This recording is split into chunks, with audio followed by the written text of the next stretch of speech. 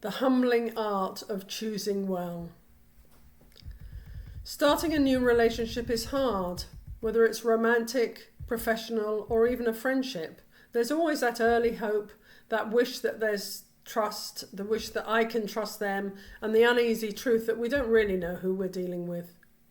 A few years ago, I was looking for a new administrative assistant.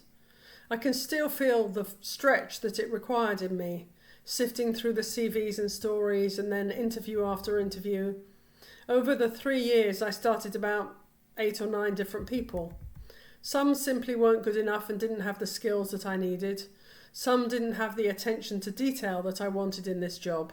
One outright lied, saying they were settling locally and then announcing a move to Scotland just weeks into the job. 2 more just left. As a psychotherapist, I'd assumed I'd be able to sense who was honest and reliable, who was essentially a good person. But I couldn't.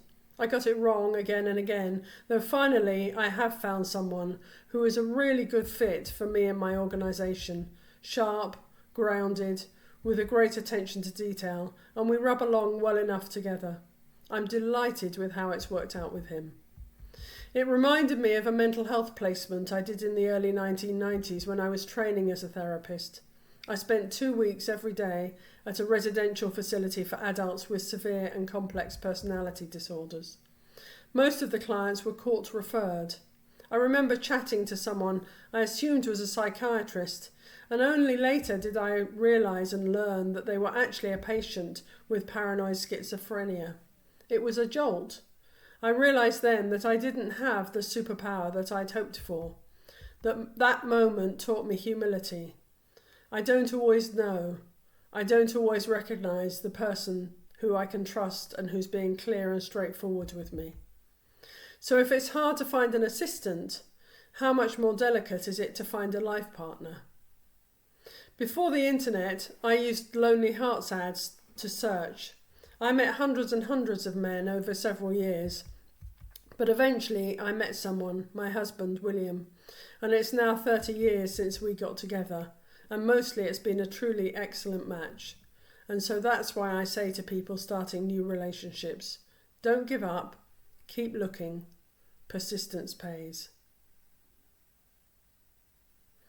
My name is Juliet Grayson, and I love getting feedback on these talks, and there'll be a link somewhere, hopefully, for you to be able to give feedback if you like, there's something in this that you like and appeals to you.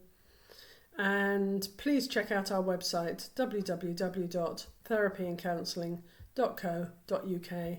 We've got lots of on-demand video talks and webinars on there, so take a look. Thanks for listening. Bye.